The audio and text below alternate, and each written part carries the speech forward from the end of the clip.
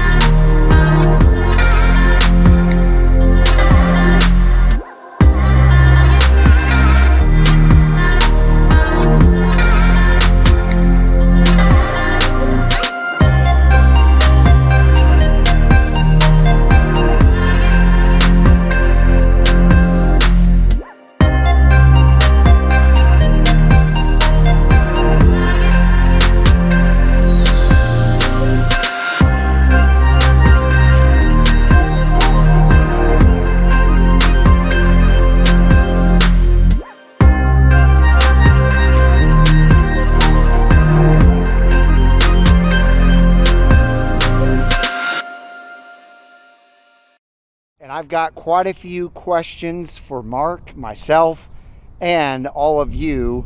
But real quick before we get into it, make sure to smash that thumbs up button. And if you want to join the Brink of Speed community, consider doing so by smashing that red subscribe button and the bell for notifications when new videos are uploaded. All right, you ready? I'm ready. Let's do it. All right, Mark, so we have both of the tops down here. Yes. And I'm going to get right next to yours because we can see mine from here. Yeah. Both tops are down. I have a question for you. Yes. Does your convertible really give you the feeling of more of an open air than the coupe? Because you've ridden in mine with the top down. Yes, I have. And I know your wife has an opinion about this too. Yeah, so we talked about this. You know, it is not quite the same convertible as my C7, right? The C7, the whole thing came out. Right. And this was totally There were flat. no nacelles. No nacelles. Sure. So, you know, but when you're riding in the coupe, you know, this top would be, you know, covered here. And that's the feeling. You definitely feel open air. If you turn your head sideways, you see your nacelles, so you're not seeing a lot more than you do than in the coupe. I mean, yeah, you do have this open spot here. Here's my window. Right, you can see my that's the window. difference right there. This is the difference right here between here, the middle.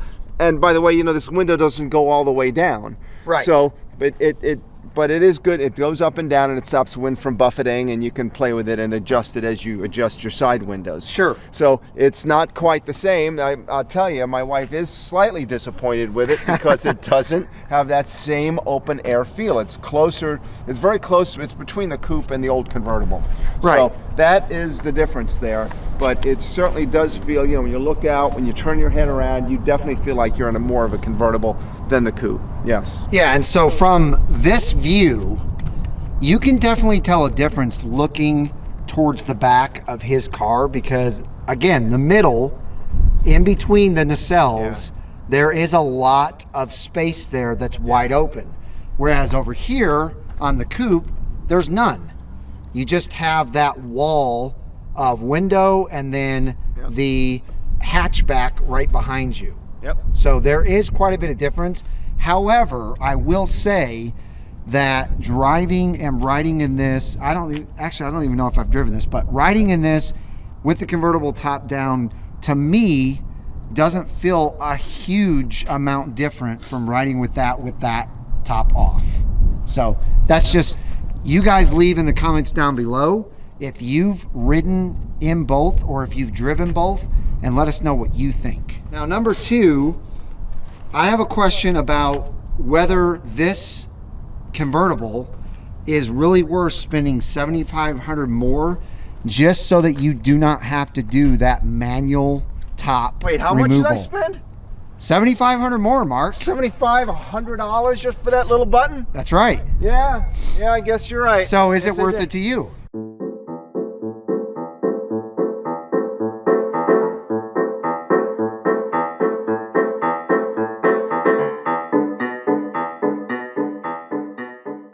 Absolutely, I would Yeah. do it again. Yeah. I would do it again, even though it does not quite the same as the old convertible that I had. It's a hardtop convertible. I hate to say it, but I've found that I've driven it more with the top up than with the top down. Why is that? And I don't know, because it's just really, I have to admit, it's November, December, Oh, yeah, January. yeah, yeah. It is kinda cool. It is chilly. You can see we're in coats today. Right. So it's not a beautiful warm day here in Dallas. But I have found that it's nice to put it down when it's warm and put it up. And the noise level. Yeah. When that top yeah. is up. And we're going to discuss that in a second. Okay. The noise level. So there you go. He absolutely states he would do it over again. He's always owned a convertible, so it's an easy choice for him. But honestly, it kind of makes me like the convertible just because of the hard top. I don't like the rag tops, but I definitely like that the hard top is a piece of cake to hit a button and remove it, whereas that, as you saw in the video already, took me a little while to get that off and put it in the trunk, and then I have to open that back up and put it back in. Plus, if you go to a store and you have that off, I never feel comfortable just leaving that off at a store. So I always have to take it out of there, put it back on, and it's a big pain in the butt. Whereas this, you just hit a button and it's all back on. And you can do it while you're driving. I don't think you can That's change right. your top when you're going 25 miles an hour. Oh, no. I can change my top when I'm driving 25 miles an hour while I'm driving, up That's or right. down. That's exactly right. Really cool. So number 3 is the extra trunk space that you get in this convertible also worth spending $7,500, or is that just kind of a bonus that you get by getting the convertible? Because there's a big difference, not in the front. The front is the exact same size. Yeah. The rear trunk space is the exact same size, but the difference is if I have my top off, all of the room, almost all of the room that's in this trunk is kind of taken is up. taken up with that, and I'll show you. So as you can see, there's almost no space left in this rear trunk because I've got my Got a little bit roof. of stuff in there, right? Yeah, a little You bit. Put some stuff in there, Right. But you're definitely losing stuff, and then you can put stuff on top. But then you're worried about scratching it. But yeah, it definitely, when your top is off, it does. I didn't realize that. Yes. It's a good point. So now Mark's top is already down and he still has the full use of the entire space of that trunk. Yep. Very So good. again, I personally don't think, I'm going to spend $7,500 more just so that when I travel, I can have the top down and not lose space. Yeah. That's just a bonus added feature. Not a decision factor. Yeah, not a decision factor. Yeah. So now we're going to go to question number 4. Does it look better as a convertible or a coupe? Now, a lot of people can't tell the difference between the two until the top is down. Once the top is down, then you very quickly notice these speed racer looking nacelles. And then that's when you really start noticing a big difference between the coupe and the convertible. My opinion is with the top down, the convertible looks better hands down than the coupe all day long. With the top up, it doesn't really change it enough because, and Mark's gonna put the top up so that you guys can see. And now from the side, when you're looking at both cars, Mark put his top down, you can't really tell that that's not a nacelle right there on mine. You really can't tell a big difference, especially from this angle.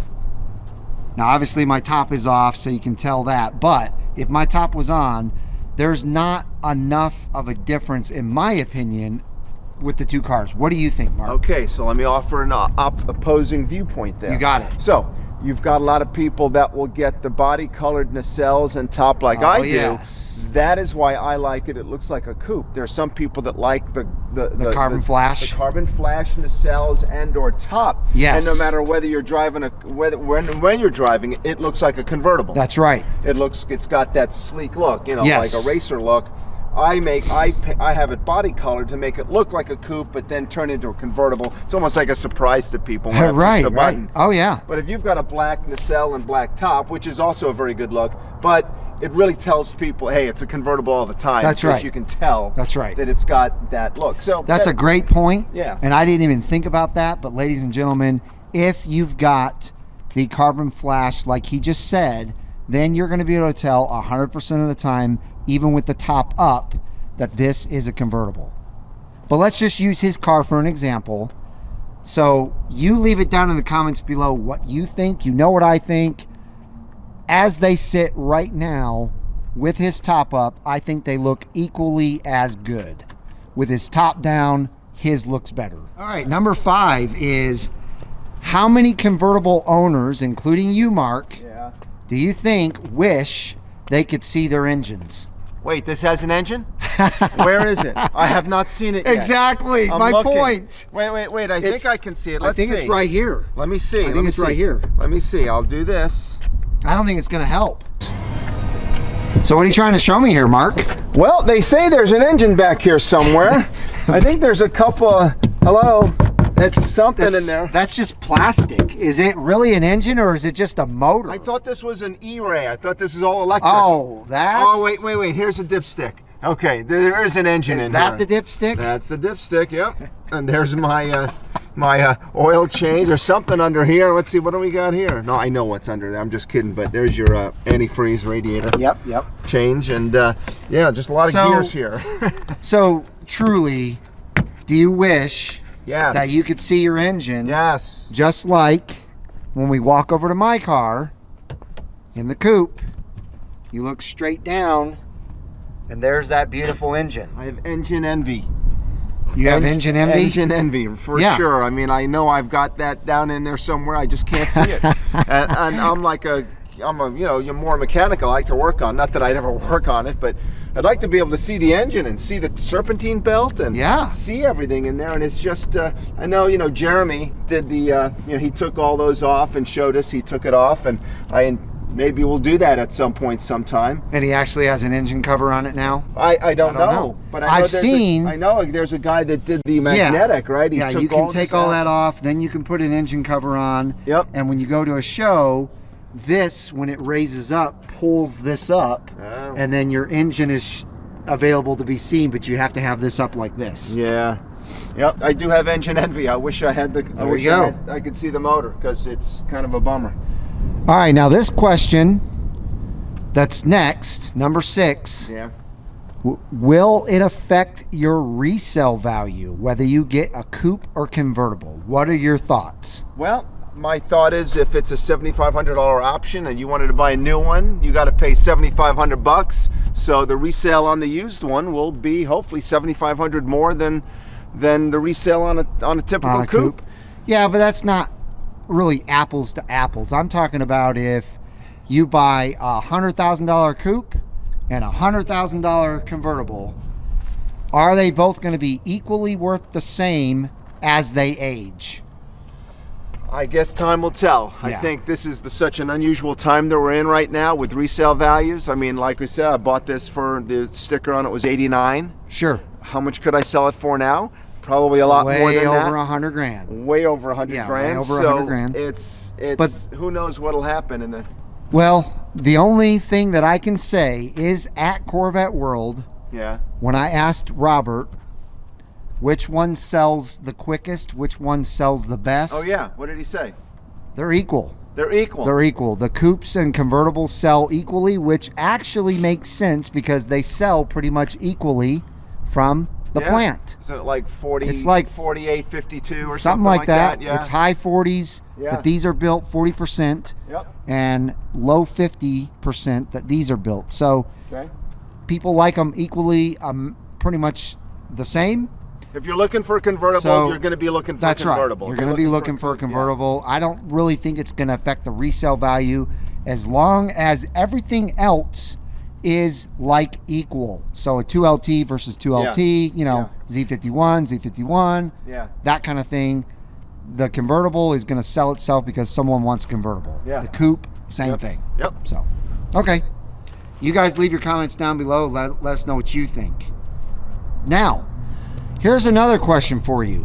Now that we have the engine or the plastic exposed, will your engine stay as cool as a coupe engine if you took it to the track? I can't imagine that it would not run hotter. But I mean, you got a thermostat in there that controls the temperature of your car, right? So I mean, the thermostat's supposed to open at a certain temperature, right, and cool your car down. But I can't imagine that if you're at the max limit on a track, I can't imagine that the coupe wouldn't have an easier time cooling than this. Because look, this is like encased in exactly where you with the coupe, and it has that one large opening right there that comes out. But when you look at how much air can get to this, I mean, look at all these air vents. I mean, I can warm my hands because it's a cold day. I can feel my hands. I can't warm my hand over here. Yeah, you can't feel any heat coming off of this one. No heat at all. I mean, yeah. And we drove the same amount of time. I don't feel it. So the heat's staying in there. I don't know where it's going, but it's staying in there. So. It seems like it's staying in this one. So I know there's not a lot of people out there who track, but it is a consideration. You know, the video is titled, "Is the convertible a must-have?" Basically for everyone ordering a C8 Corvette. So if you're a tracker, do you consider this as part of the reason why you maybe wouldn't get a convertible? Because while you're at the track, you may have to worry about heat soak because of that. Now, GM has definitely not reported anything like that about this car. So maybe they figured something out, and maybe we're just dumb and we don't know how it works and how it gets the heat out.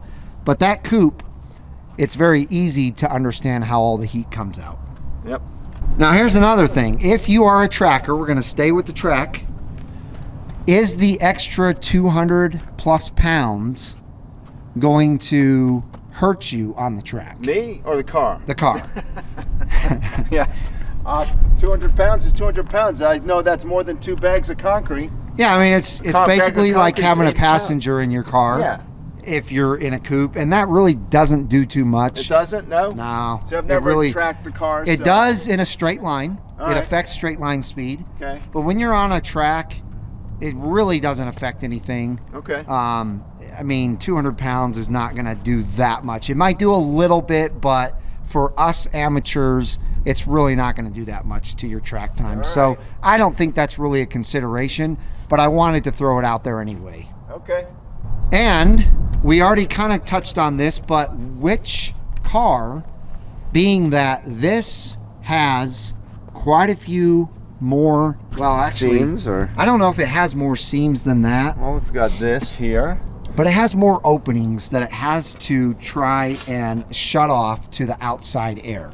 Yeah. So, which cabin would be quieter with the tops on, the windows up?